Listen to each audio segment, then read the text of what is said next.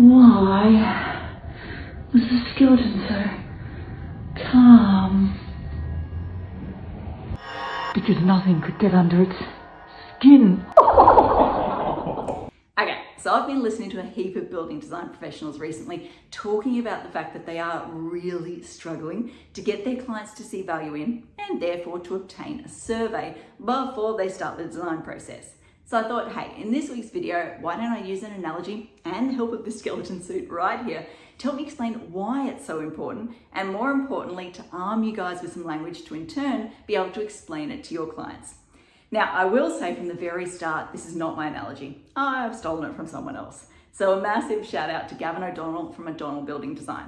See, I was at a recent awards ceremony with him. We're just generally having a chitty chat and he threw this analogy out there and I was like, oh, that is a cracker. I am so stealing that. So yeah, it's his idea. I'm just gonna put my own creative flair on it.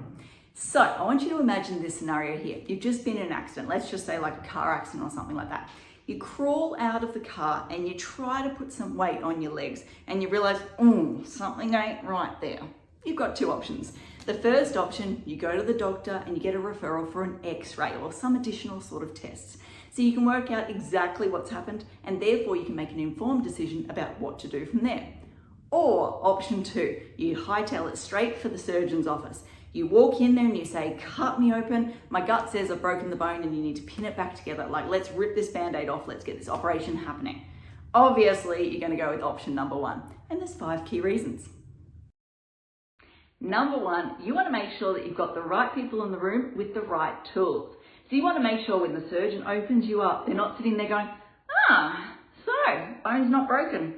I bought the tools to pin this bone back together. Turns out it's going to need some bit of stitching or something, or a bit of gluing. Don't have those tools now, do I? Oh, whoops, we got to start again.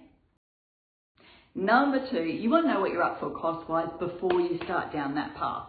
So you don't want to go into the operation thinking, hey, it's going to cost like $1,000.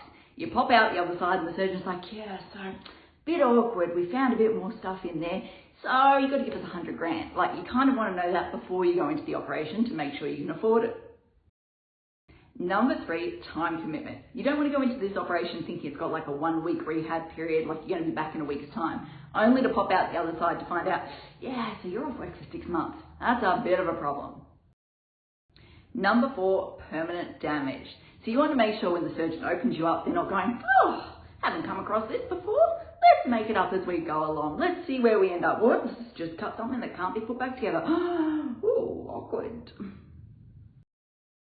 Last but not least, managing expectations. You want to go into the operation kind of having an idea of what you're going to come out with on the other side. You don't want to go in thinking, they're just going to pin me together. I'll wake up, I'll have a cast on my leg, to wake up and instead find your whole leg's been chopped off. That is a very different outcome. So before you go in for that operation, you want to make sure that you've got the right people in the room with the right tools. You want to make sure that you have an understanding of what it's going to cost and how long it's going to take. You want to make sure the person knows what they're doing so they're not risking carrying out irreversible damage. And last but not least, you want to try, as much as humanly possible, to make sure your expectations are met.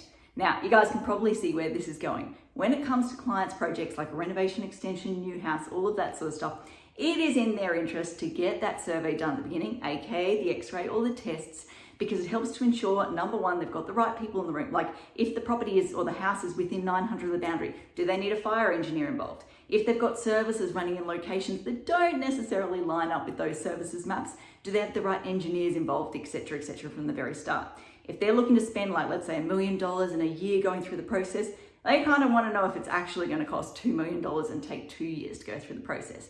And then before they actually start physical work on the property, let's say demolishing works to the house and all of that sort of stuff, they want to make sure that the project's actually going to see it through to the end of the process. And then last but not least, again, as much as humanly possible, you want to make sure that expectations are met. So hopefully this analogy helps to explain why it is super duper important to get a survey done at the very beginning. And like I said at the start, hopefully that arms you with some language to be able to explain it to your clients. Now, I think that covers off everything I want to say. As I always like to say, until next time, thanks for watching.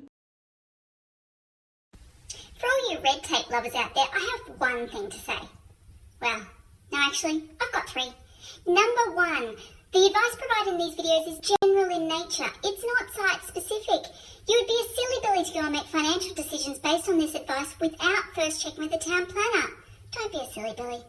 Number 2, Brisbane town planning is in no way linked to Brisbane City Council. The views expressed in these videos are my own, not council's. So if you don't like them, blame me, not council.